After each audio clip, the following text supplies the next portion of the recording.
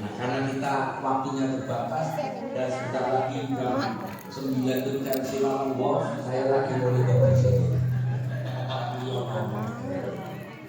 Lepas berjalan pakai kita lain. Untung Liga itu tidak pernah karena kemarin berantem. Satu itu. Yang kedua adalah kita dengan sosok Nabi itu kita ittiba sunnah. Apa itu sunnah? As-sunnah ai maja'an Nabi sallallahu alaihi wasallam min aqwalihi wa af'alihi wa taqririhi wa mahamma bihi. Apa saja yang datang dari baginda Nabi, baik itu ucapan, perbuatan, ketetapan maupun keinginan beliau. Itu yang disebut sunnah. Kita sering tertukar kata as-sunnah di sini dengan sunnah yang satunya, yang temannya ahkamul khamsah, wajib, sunnah, mubah, makruh, haram. Jadi nanti ada ketika ngomong sunnah yang mana? Sunnah yang akwalnya Nabi, afalnya Nabi. Ini kenapa itu feedback? Kurang benar kan? Afalnya Nabi atau takrirnya Nabi atau hamiyahnya Nabi, atau yang kalau dikerjakan dapat pahala, kalau ditinggal tidak dapat dosa. Nanti saya kasih contoh, Nabi itu ketika bab saudara seperti apa dari bab yang lain. Dan yang terakhir terkait beliau itu perintah Allah di surat Al-Ahzab, innallaha wa malaikatahu yusholluna 'alan nabi ya ayyuhalladzina amanu shollu 'alaihi wa sallimu taslima, yaitu perintah membaca shalawat. Kita mulai nomor 1. Ketika kita ditanya apakah Rasulullah itu ahli sodako, jawabnya iya. Bahkan Nabi ketika terkait sodako itu ada 2. Sodako yang sifatnya wajib bagi Nabi ada, seperti kalau beliau tidak menafkahi keluarganya, atau beliau ketika memberi mas kawin untuk calon istri beliau, semuanya beliau berikan dengan contoh. Beliau ketika menikahi ibu bekerja, uangnya 600 dirham, ontanya 12, saya namanya 10. 1 dirham itu 75. Kalau kali 600 itu kurang lebih uangnya adalah sekitar 75 berapa? Hampir 45. Ontanya, onta paling murah itu 30 juta. Kalau 10 300. Jadi mas kawinnya Nabi itu waktu menikah paling tidak 350 juta. Saya tanya ke jenengan, waktu nikah mas kawinnya seperangkat alat. Makanya terus Imam Syafi'i memberi komentar, kalau seandainya manusia mulia memberi mas kawin ada seperangkat uang bentuknya uang, maka kata Imam Syafi'i mas kawin harus mabi. Apa itu mabi? Bisa dijual. Lah seperangkat alat sholat kalau dijual, lah sholatnya saya boleh. Jadi besok-besok Bu, kalau punya anak perempuan ada yang mau amprokan sama besan, nanti mas kawinnya apa tanya?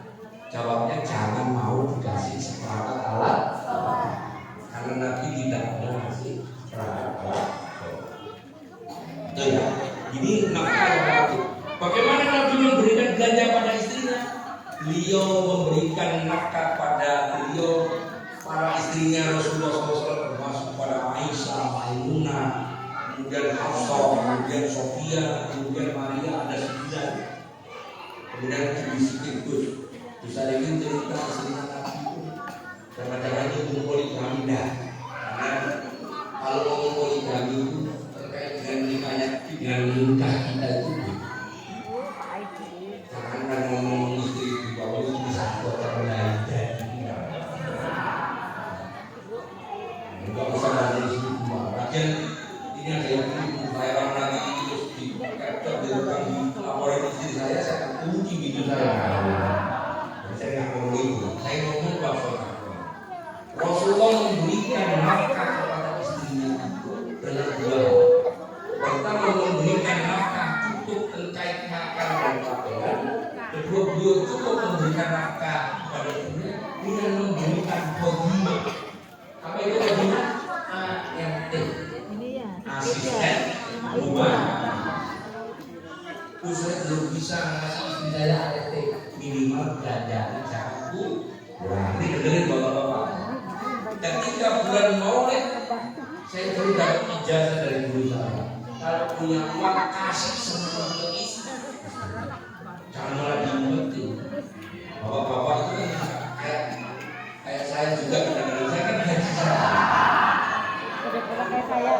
saya itu maaf saya kalau ceramah kemana-mana itu nggak pernah pakai baju putih. Jadi pakai baju hitam. Wah ini benar apa?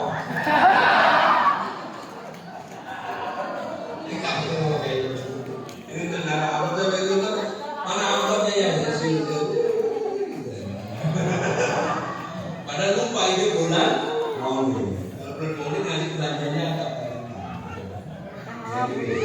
Nah, ketika baginda Nabi urusan keluarganya beres, beliau punya satu lagi kerjaan. Makanya di depan Masjid Nabawi ketika itu di depannya masjid mana yang depan ini ya dikasih kayak trotoar tinggi itu. Gunanya dua. Pertama untuk bilang atau ini maktum adan. Yang kedua kalau pagi sahabat Nabi disuruh di situ. Lihat seantero Madinah. Lihat seantero Madinah. Kalau di tengah lain di situ rumah nggak ada keluar asap, tandanya rumah pojok kanan sana nggak ada asap. Hari pertama. Hari kedua nggak ada asap. Hari ketiga dapat kereta api. Cek ke sana. Kenapa rumahnya tidak ada asap? Kalau tidak ada asap berarti dia tidak masak. Bisa perintah kepada sahabat. Ibu kenapa? Bapak kenapa kalau rumahnya nggak ada asap? Apakah nggak masak? Iya. Langsung balik ke Nabi. Nabi yang kaya raya ini, yang ahli dagang ini, hartanya diberikan kepada orang itu yang kira-kira cukup untuk satu bulan. Makanya masyhur karena Nabi seperti itu.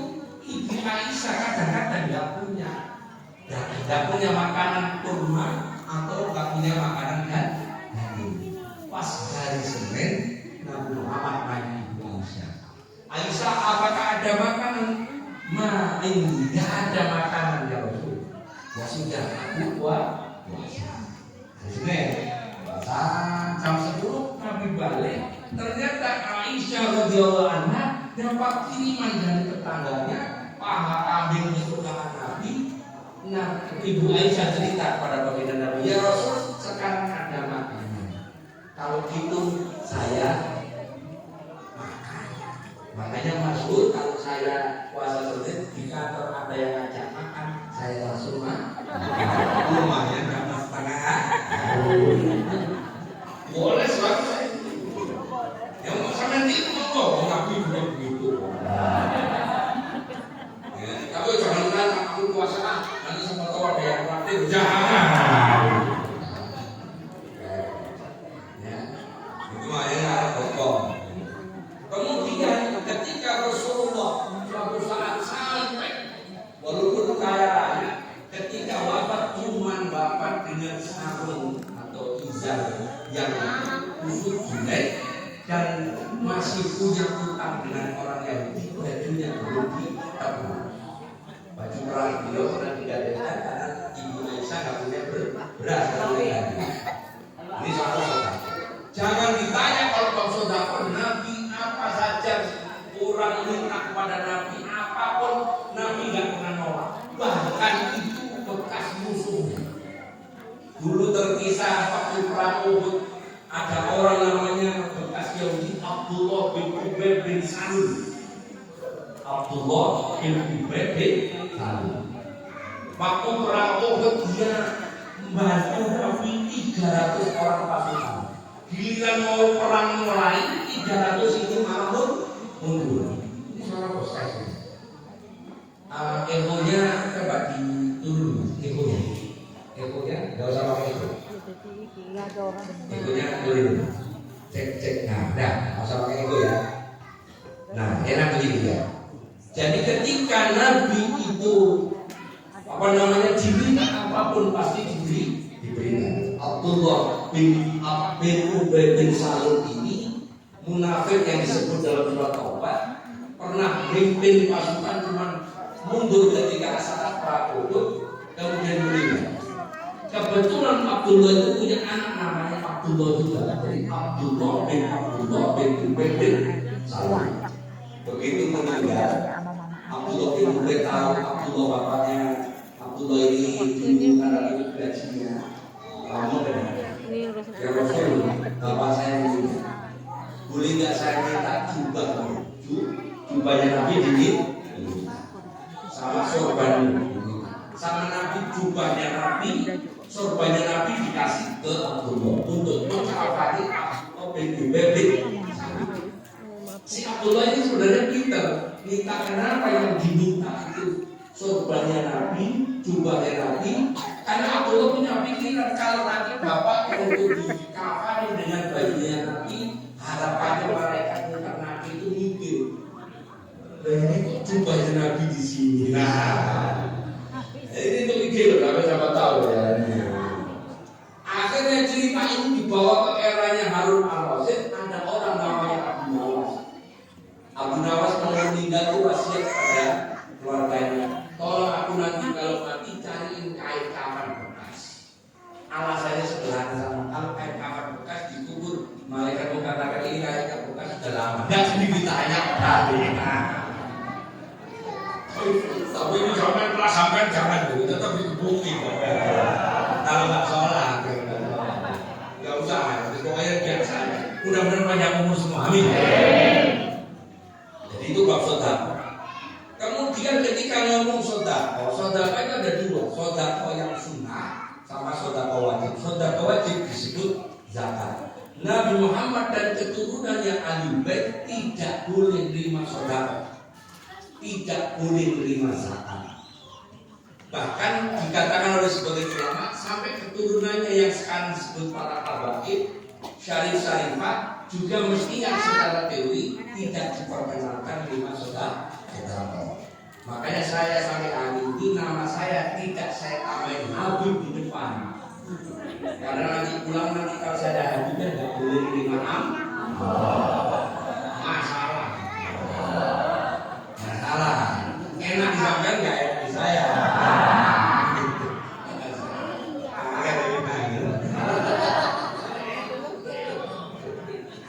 Oke ya.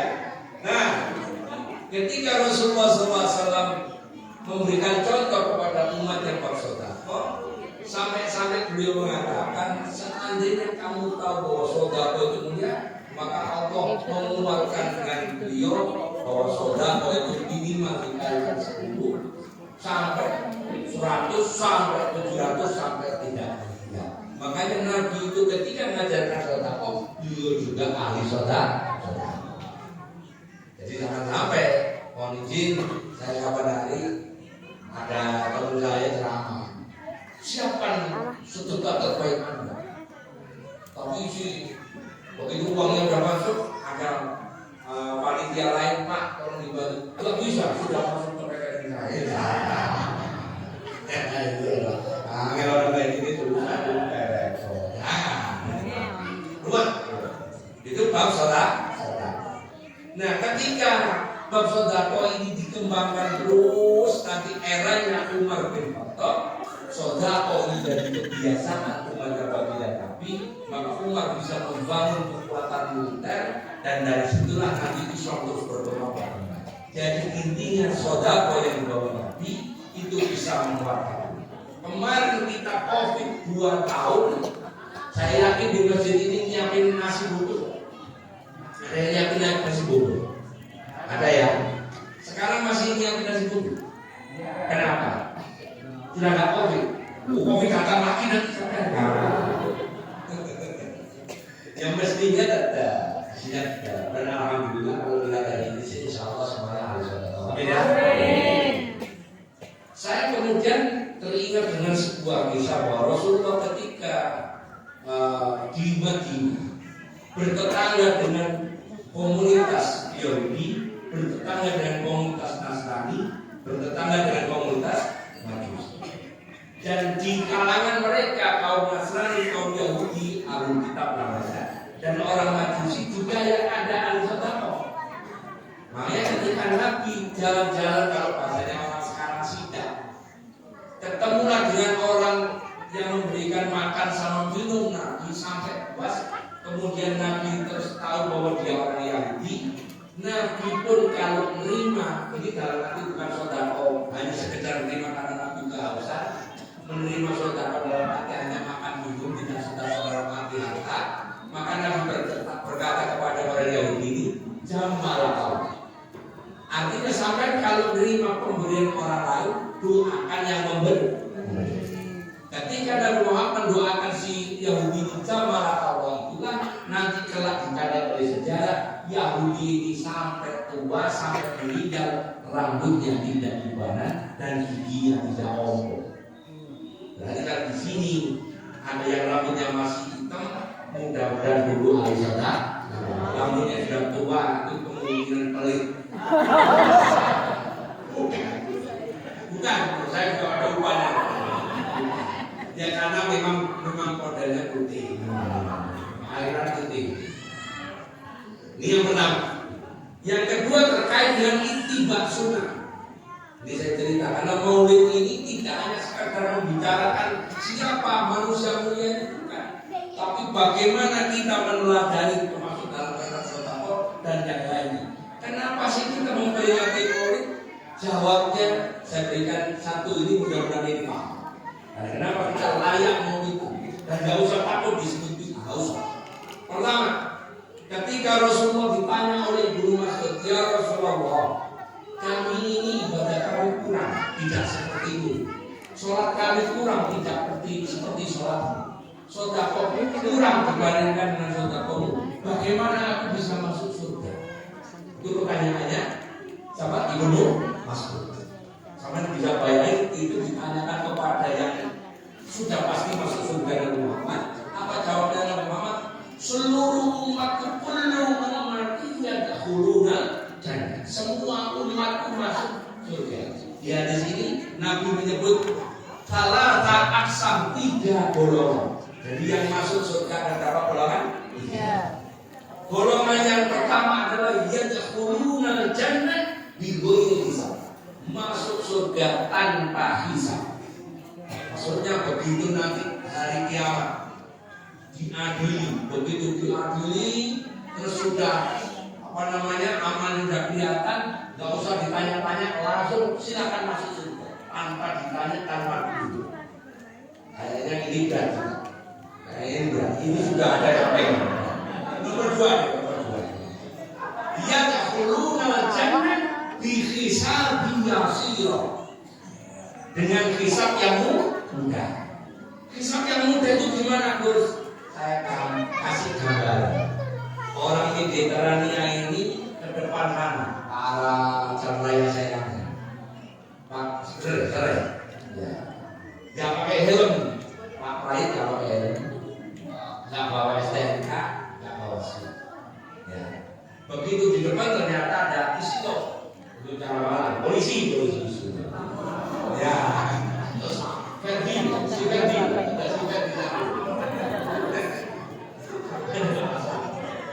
Begitu dicegat, berarti helm nggak pakai, ada Pak Bayi, SIM nggak bawa, kan nggak bawa. Kalau hisab yasir ini, ya sudah, maafkan, jalan terus, jangan diulang. Nah itu hisab yasir. Terbukti salah nggak pakai helm, terbukti salah nggak bawa SIM, terbukti salah nggak bawa STNK, tapi dimaafkan tetap boleh jalan. Kita nanti juga begitu. Sholat kadang-kadang males, bahkan kadang-kadang kesiangan. Kalau olahraga Sabtu Minggu rajin, tapi kacamatanya hitam, lirik yang bening-bening. Modus, angin ini. Kalau bapak-bapaknya pamitan naik sepeda pakai kacamata hitam, saya pasti. Kau tahu, saya juga begitu.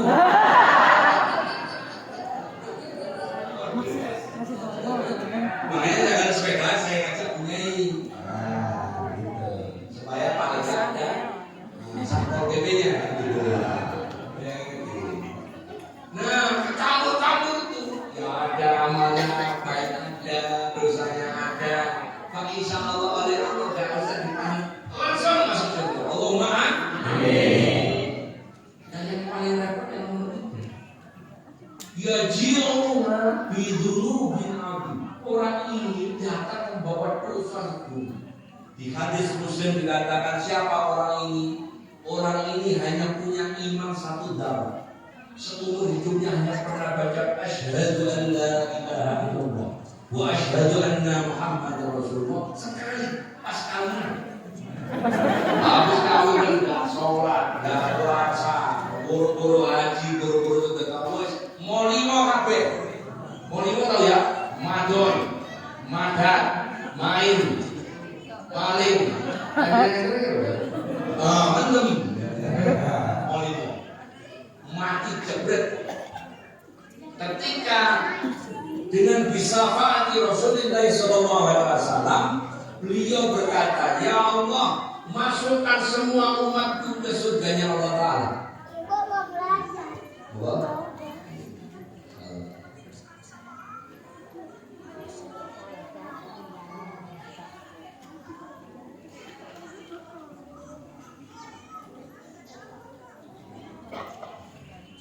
Ada masalah baik.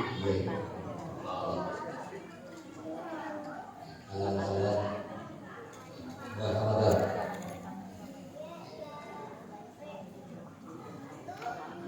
Sampai mana lagi?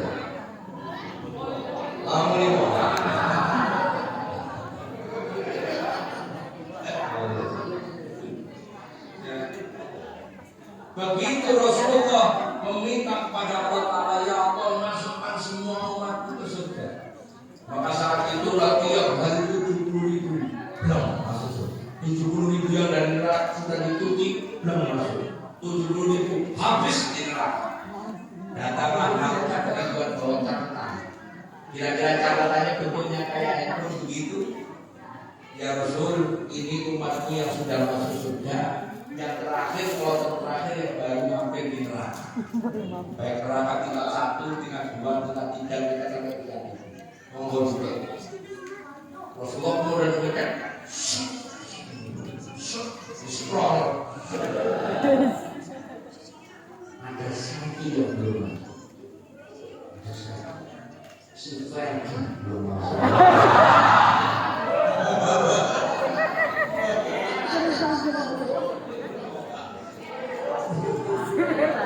Bukan juga boleh sama.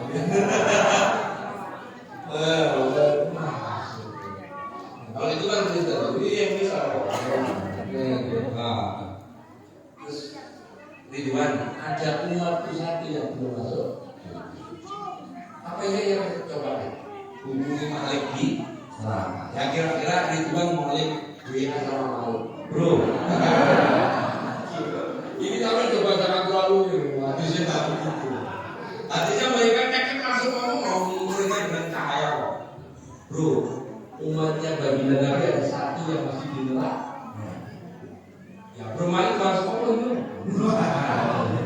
Coba kalian masuklah Malik jedes. Juara karet, luar air, itu ya itu. Ini ngacak-ngacak. Ketemu umat satu yang namanya si Kadir. Pindah ke neraka kedua nggak ada, ketiga nggak ada, ketujuh di pojokan yang sholat enak kalau bisa rokokan nggak usah bawa korek, gitu kan? Tapi jangan ke neraka. Malaikat Malik deketin ini ada di Sahih, ada di Sahih Muslim, ada di Sahih Bukhari. Assalamualaikum Malaikat Malik. Waalaikumsalam. Apa bro? Udah sehat. Coba ulamanya di neraka sehat sama Malik. Kamu mau masuk surga? Sampai bayangin kenapa orang ini dianggap menghina. Di hati sebut orang ini dianggap menghina. Malaikat dianggap menghina orang ini. Karena logikanya kalau orang sudah takdir masuk khalidina fiha, itu nggak ada harapan keluar dari neraka. Nggak ada harapan. Kok bisa? Sampai kalau ada teman atau siapapun di penjara seumur hidup terus besok ke penjara, Bu, besok mas akan keluar penjara, sampai dilempar botol. Karena dianggap ini, tapi dia ngobrol malaikat. Tidak ada bohong. Dengan apa aku bisa masuk surga? Bisa fati Rasulullah Sallallahu Alaihi Wasallam. Padahal tadi orang ini habis baca syahadat, nggak pernah sholat, nggak pernah zakat, nggak pernah puasa, buru-buru haji, buru-buru sholat. Seumur hidupnya mau nih. Tapi karena masih pernah mengucapkan nama Muhammad satu kali dalam kalimat syahadatain, Allah masih hitung orang ini masih punya hak masuk surga. Tidak sampai ini ngomong Allahumma sholli ala Muhammad berapa kali saja? 9. Kau tahu? Begini berapa kali? Duhur ada berapa kali? 2. Asar? 2. Maghrib? 2. Isya? 2. Subuh? 1. Masuk subuh enggak 8 berarti sampai kamu. Ya 9 betul. Minimal 9. Kalau 8 berarti subuh, enggak pernah subuh sampai.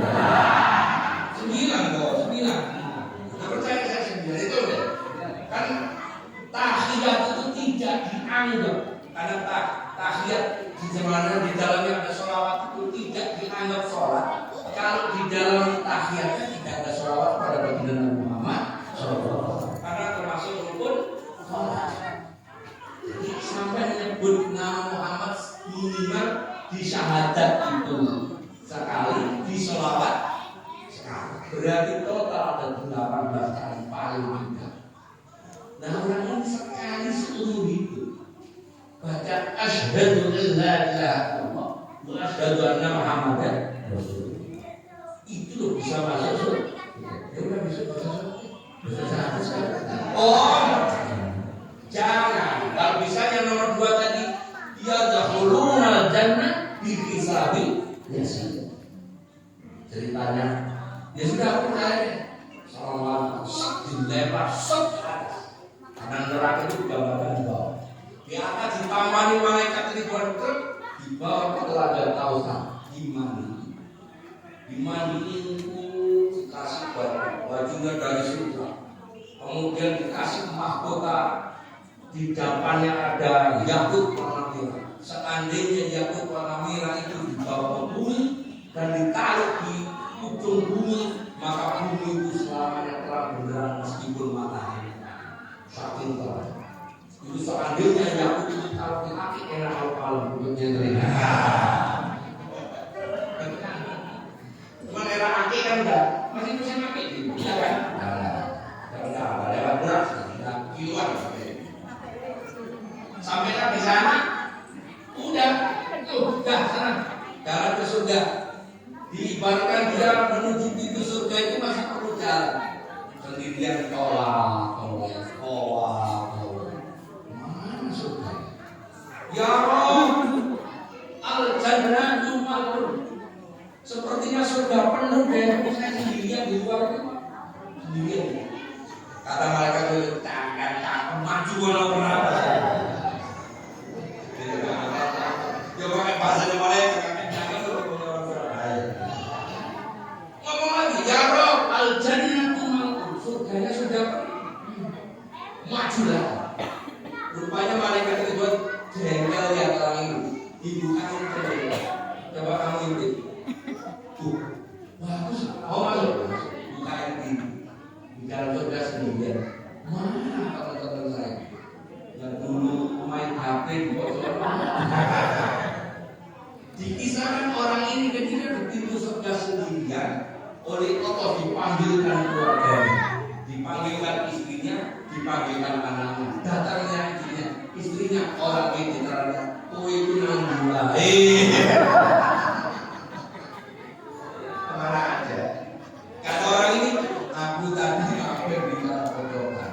Artinya dibilang, apa pahalanya yang paling kecil untuk orang yang hanya syahadat sekali, imannya hanya saudara, dikasih rumah yang kalau seandainya rumahnya bentuknya kotak, kamar yang di pojokan sana tidak bisa melihat kamar yang di pojokan sini. Saya iseng-iseng nanya pilot dulu, pilot Garuda yang pernah nyebut Kapten, kalau di udara berapa kilo kemampuan mata kita kemana dengan udara bisa. Beliau jawab 10 kilo. Jadi kalau beliau terbang di atas Kerawang itu lihat Cengkareng itu kan 10 kilo. Jadi artinya 10 kilo itu batasnya bisa dilihat 10 kilo. Berarti saya anggap antara pojokan sana rumahnya orang apa itu? Nggak sholat, nggak puasa, nggak jaga saja sekali itu. Rumahnya di sini. Yang kelasnya MS. Yang ulama sama atas dulu. Pertanyaannya berapa berdirinya rumah itu? Ada yang belajar itu tak jelas. Berarti kan harus ditarik ini berapa, ini berapa. Berarti kalau diagonalnya 10, maka 10 kuadrat sama dengan A kuadrat plus B kuadrat. Ketemunya 8 kuadrat ditambah 6 kuadrat. 8 kuadrat 64, 6 kuadrat 36. 36 tambah 6 berapa? 100. Akarnya 100. Wah, kayak matematika sampai 5 kita beda. Amin. 10 ketemu 8 kali. Berarti rumahnya orang yang paling rendah, yang imannya kepada beliau SAW dan imannya kepada Allah hanya 1 darah, rumahnya 8 km kali 6 km, 42 hektar. Itu rumah, bukan halaman.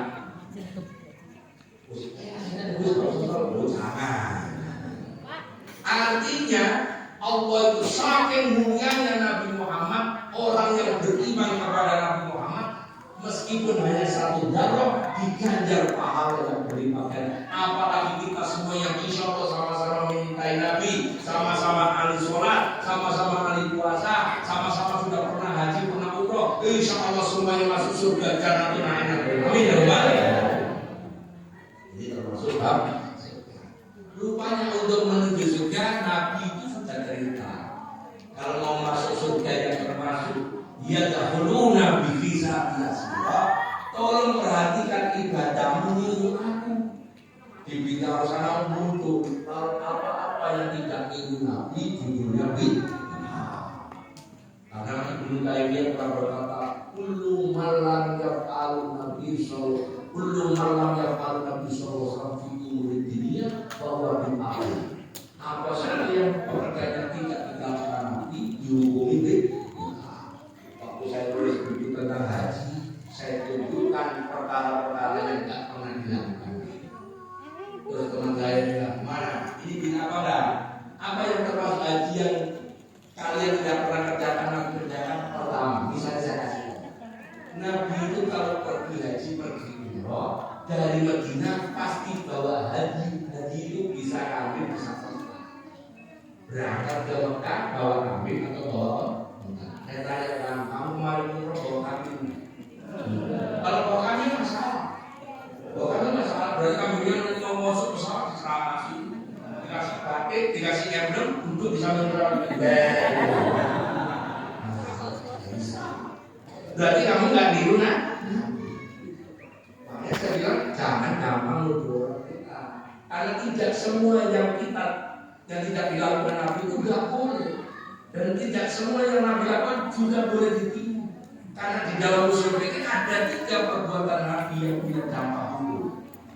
Yang satu adalah minal mubah, apa saja yang mubah. Jadi Nabi apa kita apa boleh pilih.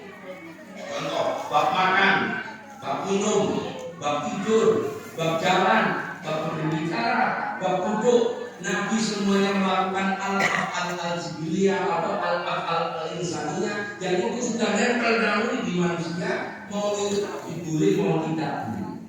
Contoh makan, Nabi yakul bi thalatin asabi. Nabi kalau makan pakai 3 jari, 3 jarinya jempol, tengah dan telunjuk. Nabi itu makan pakai tangan ini. Sampai pakai tangan iya, tapi begini. Makan makan di sini kelihatan ayam, tangannya udah masuk dulu. Mana orang yang ini aneh? Kan masih ditutup lisan, di dalamnya ada ayam, tangannya masuk. Rupanya tarik-tarikan jempol temennya yang sana. Busuk.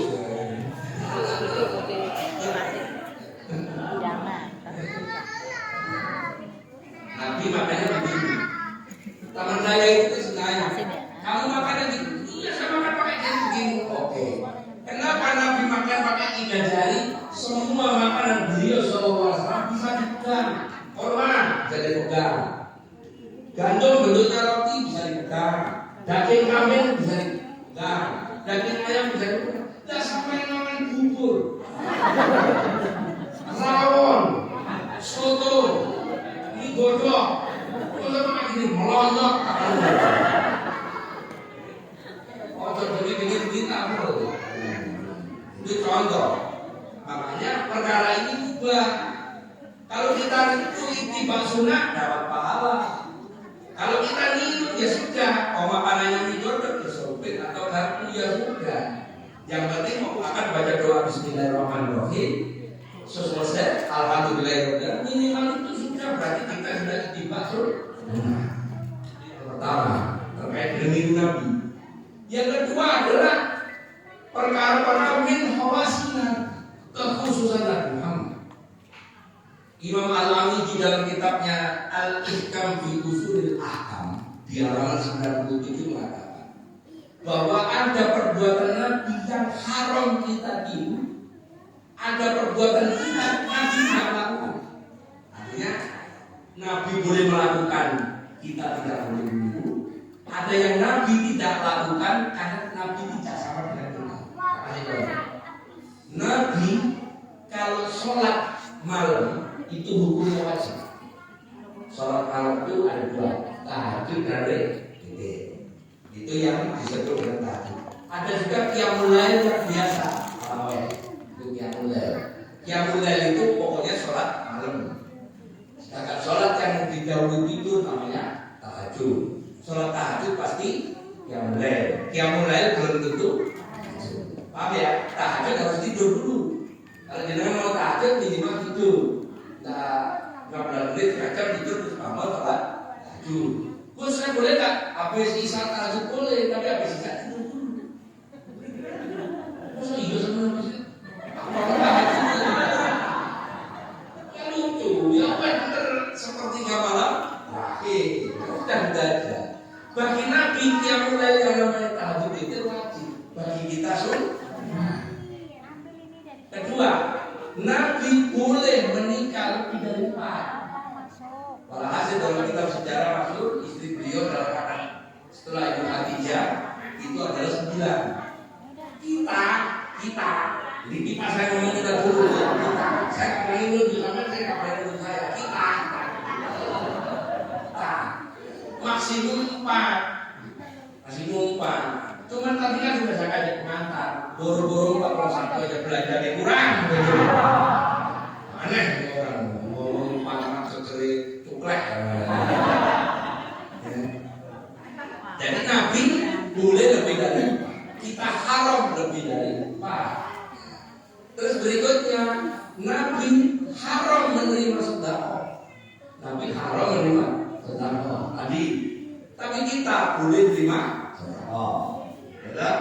Berikutnya, Nabi kalau kota Makkah boleh tanpa pakaian ihram.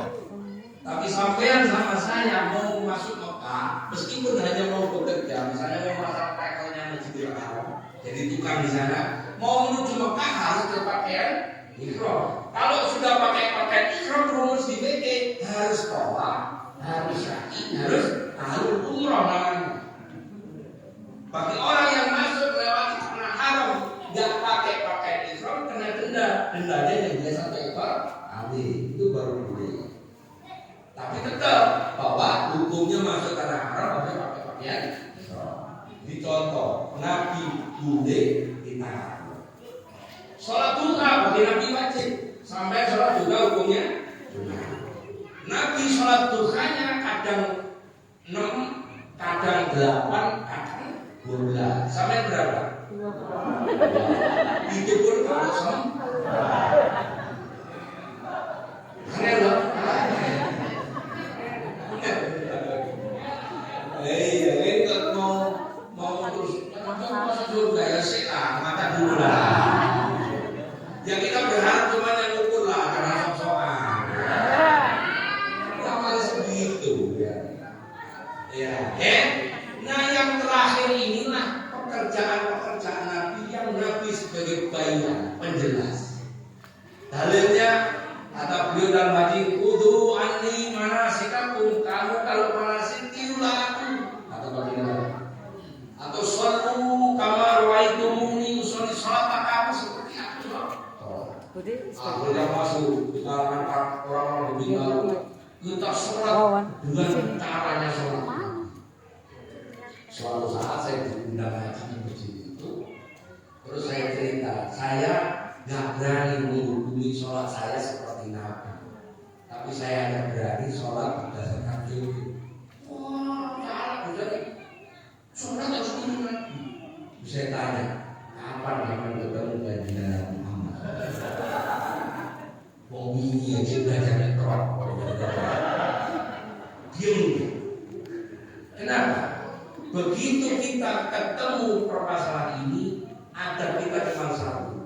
Kita bisa wudu, kita bisa baca Quran, kita bisa sholat, kita bisa membayar zakat dengan benar, kita bisa puasa dengan benar, kita bisa haji bulan-bulan karena dari orang yang ngajari. Siapa yang ngajari? Guru kita. Guru kita dari siapa? Dari gurunya. Gurunya saya dari gurunya ketemu Ahmad bin Hanbal. Ahmad bin Hanbal murid dari Imam Syafi'i. Imam Syafi'i dari Imam Malik. Imam Malik muridnya Imam Nafi. Imam Nafi muridnya Ibnu Abbas. Ibnu Abbas muridnya Rasulullah SAW. Itu namanya musalsal sanad. Sampai saya tanya, sampai sholat dengan Allahu Akbar sampai aja. Guru, apa tanya? Pak Guru belajar sholat dari guru saya. Sholat sama. Karena Bapak belajar dari guru. Ini teman saya sama. Kau belajar dari Mbah Google. Besok di kuburan ditanya, orang ini ditanya, sholat dari mana? Sebut gurunya di sini siapa? Saya belajar guru dari ini malaikat Pak Anu. Pak Anu bisa ini? Enggak mati ya. Kamu ngajari orang dari iya, kamu dari apa? Saya dari gurunya. Dilaca-laca sampai ke Rasulullah. Ahmad bin Hanbal, Muhammad bin Syafi'i, Imam Malik, Imam Nafi, Rasulullah SAW, malaikat dengan Nabi, oke CS tadi. Begitu tanya, kamu belajar dari Mbah Google sama? Kelopak. Dibangun dulu lagi, mereka dikata lagi. Berguru sama YouTube hancur terus sampai terus malam Jumat tengok. Kuburan itu dulu cerita malam Jumat tengok ada yang di Gus nekat sama nggak ada buruan. Malam Jumat tengok kalau aku dunia. Kuburan sama-sama belum tahu kok, benar-benar main semua. Amin. Jadi itulah kemudian Nabi, kalau kita ada bayan, kita lihat, kita berasal bisa ngaji, bisa ini dari dulu. Makanya seseorang bilang, kalau kita sombong mengatakan aku itu Nabi, jarak kita dengan beliau SAW 15 abad. 15 abad. Kita tahu ini huruf begini itu alif. Kita tahu huruf begini ada titiknya bahwa itu dari guru kita. Lah guru kita dari gurunya dari guru seterusnya. Mudah-mudahan nyambung sampai ke Muhammad. Makanya kalau sampai ngaji kemudian gurunya punya sanad, insya Allah barokah. Saya cerita tadi di rumahnya Mas Baik. Saya kalau disuruh ngajar tafsir nggak berani. Saya bisa baca kitab tafsir ini itu bisa, tapi saya nggak bisa. Saya nggak berani. Biasa-biasanya teman fikih dari Yang Faqih muridnya Bahasul Masalah muridnya Mbak Khalil pernah guru ke Mbak Nawawi dari gurunya dari gurunya sampai ke Ahmad bin Hanbal dari Imam Muhammad dari Syafi'i Imam Malik sebagaimana sama kan. Jadi dengerin ini yang belajar terkait misalnya kutipan dengan sholat minimal sampai bisa tanya. Saya pernah ngaji bab sholat di pengajian umum 12 Rabiul Awal. Itu kalau lagi bilang ini. Saya kasih contoh. Ini penting ya. Karena kita sedang memperingati Maulid, tidak hanya Maulid Nabi sebagai Nabi, sosok Nabi yang memberikan syafaat, tidak, tapi ajaran ajaran beliau kita laksanakan. Salah satunya bentuknya sholat. Saya tanya ke dia, ketika kita sholat, sebutlah sholat jamaah. Umumnya rata-rata orang di Indonesia, kalau imam keliru apapun semuanya baca subhanallah. Benar ya? Sendiri. Padahal tidak semua ketentuan imam boleh ditegur dengan subhanallah. Yang boleh ditegur dengan subhanallah itu hanya perkara yang rukun dan itu bentuknya apakah mestinya dia duduk, dia berdiri, mestinya dia berdiri, mestinya dia duduk. Itu kita subhanallah. Mestinya tahiyat dia bablas ke atas. Mestinya kunut, dia tidak kunut langsung duduk, maka kita ucapkan subhanallah. Kalau perempuan pilihannya dua, kalau Imam Syafi'i kita tangan begini. Kalau Imam Malik sama dengan laki-laki subhanallah. Jadi ibu kalau tepuk gini, itu manggil someng. Nah, ini sudah umum. Ini ada imam kita, Pak Prayu siapa? Habis diomelin begini, mungkin ngomong masuk masjid imam, Allahu Akbar, la ilaha illallah, Muhammad Rasulullah, hayya 'alas salah, hayya 'alal falah, qad qamatis salah, qad qamatis salah, Allahu Akbar, la ilaha illallah.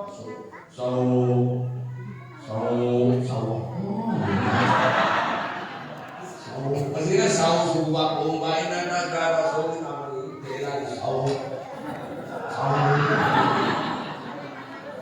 Ngomongin kan lagi stres dia orang begini ya. Ke depan, pada dulu.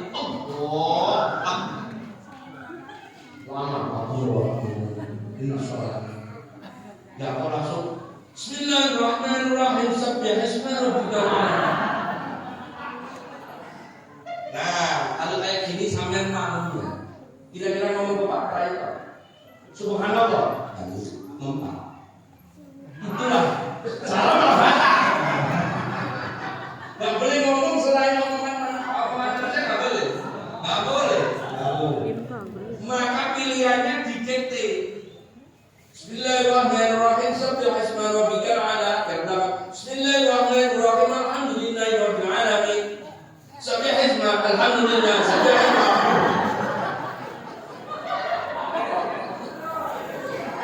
Rupanya gagal.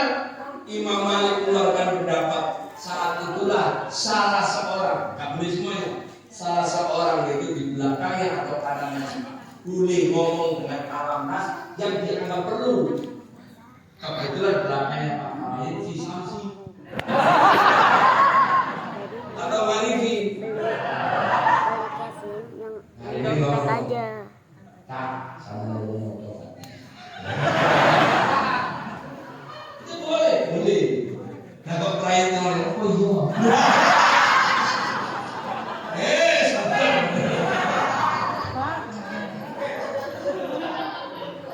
Sampai kalian nyari ini kita cari penyebabnya Malik. Bidaya itu untuk kita ayat. Cuman karena kita kan umumnya keliru itu pasti subhanallah. Padahal kalau kekeliruan bacaan mestinya didikte. Lain-lain sih nanti itu bulan Isra, bulan Rajab. Ghairil maghdubi 'alaihim waladdallin. Amin. Baca surat Al-Isra. Bismillahirrahmanirrahim. Subhanallah. Ayat asal seperti Subhanallah di asra bi 'abdihi laylan. Subhanallah. Makmumnya bilang subhanallah. Subhanallah ya.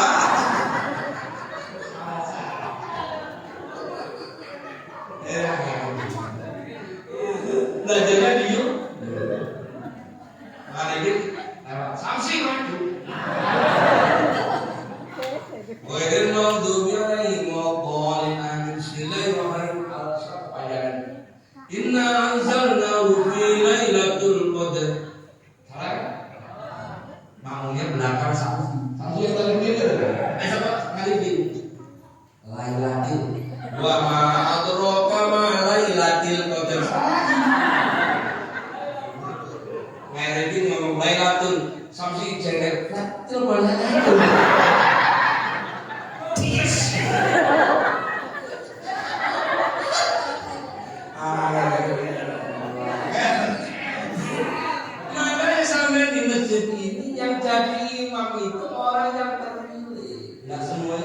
menjadi imam. Kenapa?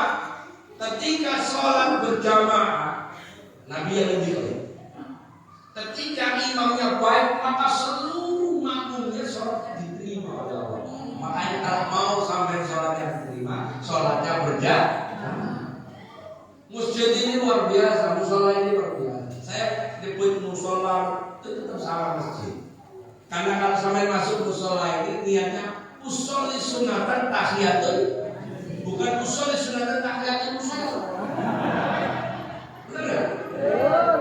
Dan saya nggak pernah nyebut langgar, karena kalau sholat usolli sunatan tahiyatul langgar gitu.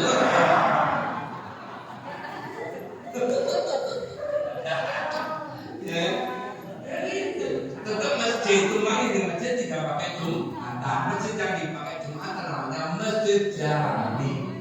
Benar ya? Di sini berapa masjid jami? Satu. Aman. Karena menurut teori Imam Syafi'i, di satu misriyah sholat Jumatan hanya boleh digelar di satu masjid. Kalau di satu misriyah ya satu kampung. Ada 2 masjid, maka yang imam baca takbiratul ihram duluan, itulah sholat Jumatnya yang sah. Makanya terus akhirnya kan nggak tahu khotib ini kadang panjang kadang pendek. Maka akhirnya setelah sholat Jumat, untuk jaga siapa tahu sholat Jumatnya nggak sah, terus sholat zuhur lagi. Itulah dasarnya ada sholat Jumat, ada sholat zuhur. Di sini begitu. Itu dasarnya. Orang nggak tahu ruangannya begitu. Sesat jasmu dalam belakang. Enak-enak ngomong sesat itu ada baiknya. Nah, kemudian kita terkait dengan misalnya bab nikah. Di dalam bab nikah itu kita tahu bahwa ini terjadi. Kenapa Nabi itu menyontoh memberi nafkah? Bentuknya mas kawin itu bentuknya uang. Karena rumusnya sederhana. Semua mas kawin itu mati, yaitu bisa dijual. Cuman Imam Syafi'i kasih tambahan, bagi siapa yang punya anak perempuan 2, nomor 1 dan nomor 2, maka berlaku mahar mitil. Mahar kakaknya harus kurang lebih dengan mahar adiknya. Ibu punya 2 anak perempuan cantik. Yang pertama mau dilamar orang Kufa, duitnya banyak. Bu, mertua, nggak usah khawatir. Emas kawinnya sekilo emas. Bukan sekilo batu bata. Ya sampean nggak mungkin nggak belajar ilmu fikih. Oke. Padahal konsekuensinya kalau anak nomor 1 mas kawinnya sekilo, berarti anak nomor 2 mas kawinnya sekilo. Itu namanya mahar. Ini saya beritahu ini ya, supaya sampai nanti hati-hati. Kalau bapak tahu seberang kalau sholat disampaikan. Nah berarti sampai cari yang masuk akal. Giliran sudah 5 kilo, akhirnya dikawin sama ASN. Golongan 1A. Repot, 1 kilo. Nionya sama sendiri. Berat bagi ibu. Makanya kalau kasih mas kawin ya bagian ini. Asal itu jadi ini dah nanti Rasulullah ditiru di situ dan kita semua sangat dijembreng satu-satu. Ini bab sholat, ini bab toharo, ini bab puasa, ini bab zakat, ini bab haji. Rinci itulah kita perlu ngaji. Dari ngaji itulah kita nanti mudah-mudahan yang ngajar punya sanad. Harapannya nanti ketika baginda Nabi, ya fulan dulu kamu sholat sudah ikutin aku. Senang kan? Sholatnya karena ikut buktinya Nabi ngomong Imam Malik ngomong Syafi'i, Imam Muhammad, sampai ketemu guru-guru kita semuanya dikenal oleh baginda Nabi Muhammad Sallallahu Alaihi Wasallam. Akhirnya sholat kita oleh Nabi, aku senang ketemu umatku yang sholat hadir. Jadi kita nggak ngaji dari orang yang tepat. Kamu sholat tiru sih. Kita jawabnya apa? Ya sholat. Mana? Makanya maulid itu minimal ingetin itu. Supaya apa? Supaya syafaat dengan Rasulullah ketika nyampe ke kita ridho. Rasulullah senang ketemu orang Mediterania. Ya Allah, semuanya orang alim-alim soleh-soleh ngajinya. Makanya kalau bulan Maulid kenapa saya senang? Banyak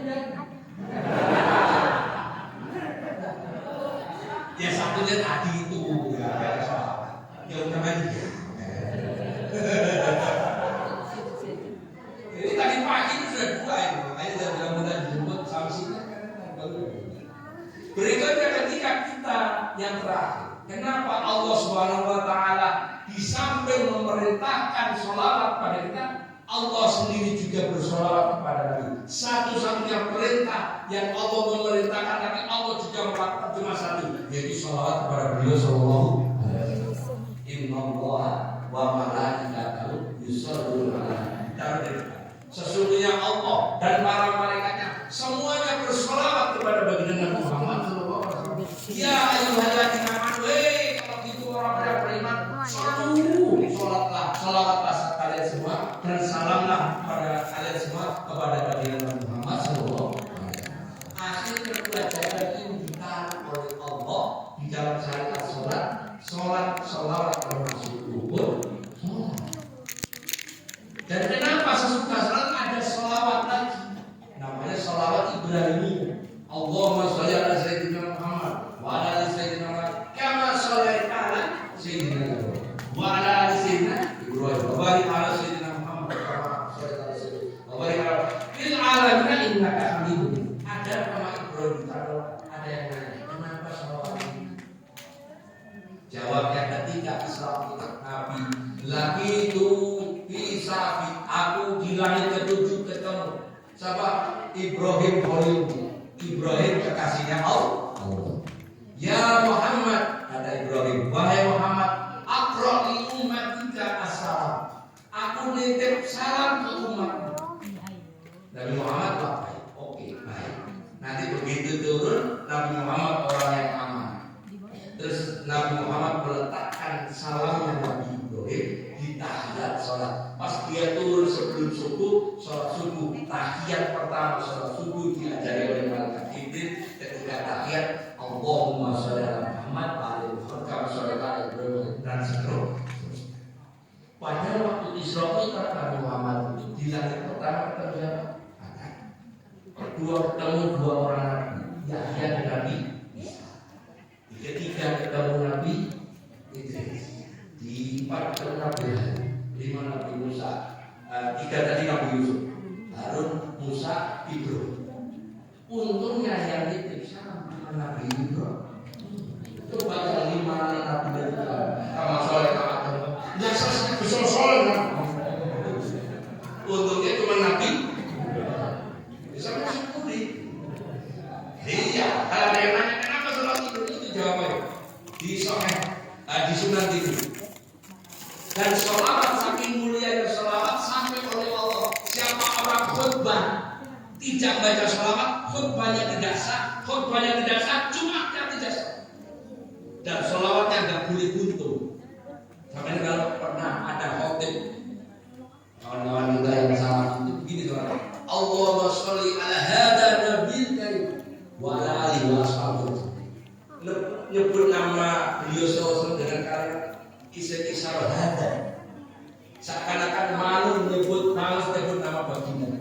Sampai sama saya mohon maaf, saya kenal Pak Prayo. Kemudian saya ngobrol sama kali ini sama ibu, bapak ibu, ya, enggak. Namanya kan Pak Prayo, tapi kan bapak ibu ya.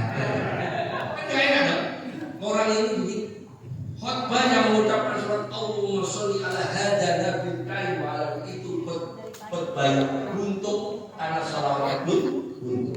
Dan khutbah saya pastikan itu tidak sah. Khutbahnya tidak sah, Jumatannya tidak sah. Sampai dapat itu sampai lapis itu satu. Karena tidak sah. Sholawat itu bunyikan Allahumma sholli ala sayyidina Muhammad wa ala sayyidina Muhammad. Bisa begitu. Ditaruh betul. Yang kedua ditaruh di sholat jenazah. Di takbir berapa? Dosa enggak kalau sholat jenazah. Takbir berapa? Takbir berapa? Kedua, sepatu. Berarti jarang orang lagi di sini.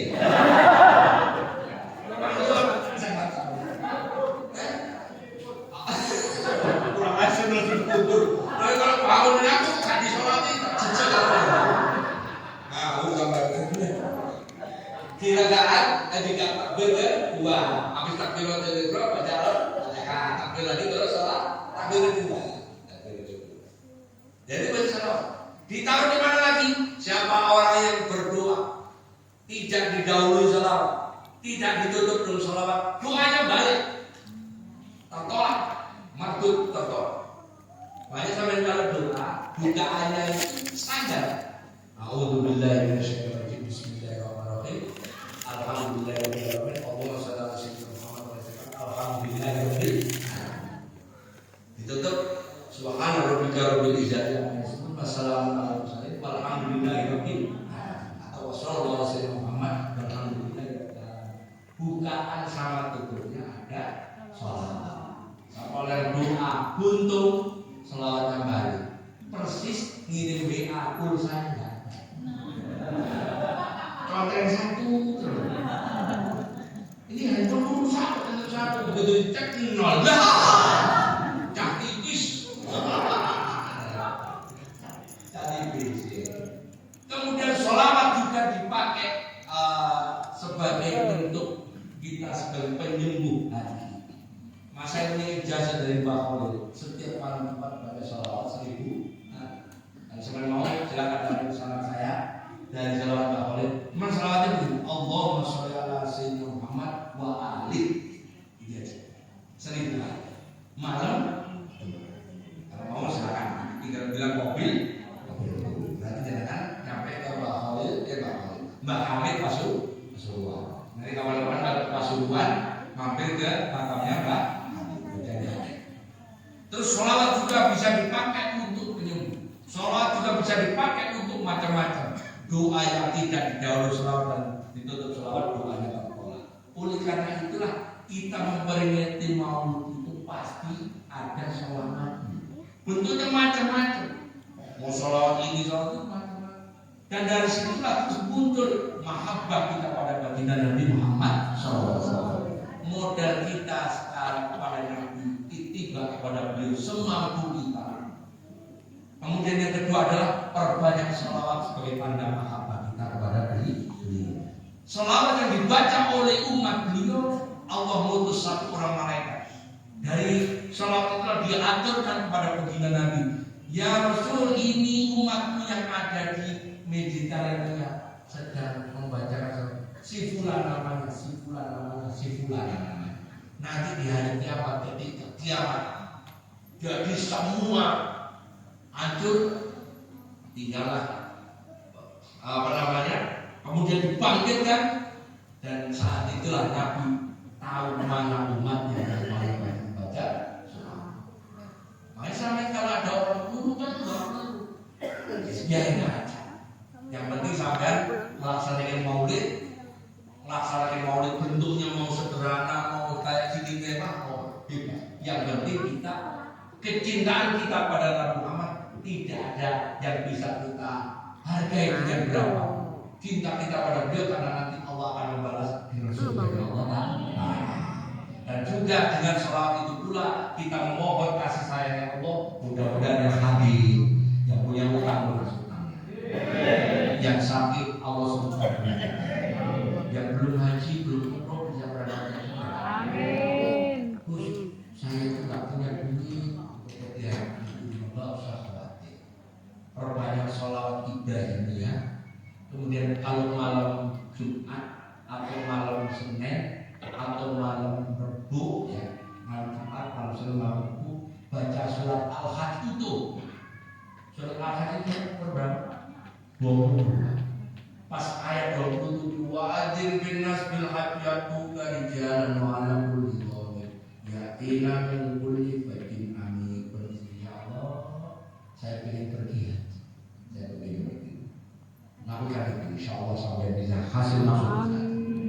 Kayak gak masuk akal. Saya kasih tahu. Dulu tahun 2000 saya pergi pertama kali ke Mekah tahun 98. Masih umur berapa? 98. Saya 69, 98. Umur 29 tahun. Kemudian 2004 saya pergi lagi sama istri, sama ibu saya. Kamar depan saya itu 8 orang pasar tulis. Jemaahnya Haji Pak, Haji Ibrahim. Bah, sampai kok bisa berangkat berdelapan. Ibu, ayah, mantu. Total 8, satu kamar. Apa namanya? Anak Gus, mau saya jual kampung, mak. Jual kampung aja bisa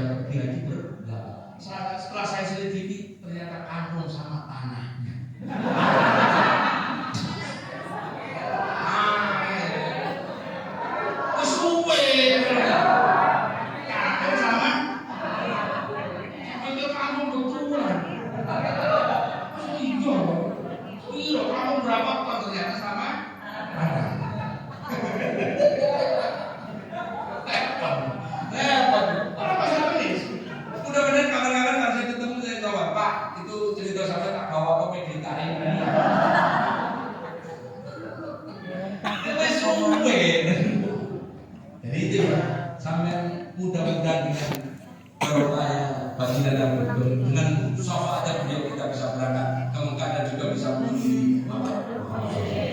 Kemudian Allah panjangkan umur kita untuk ibadah kepada Allah. Anak-anak kita jadikan anak yang soleh-soleh.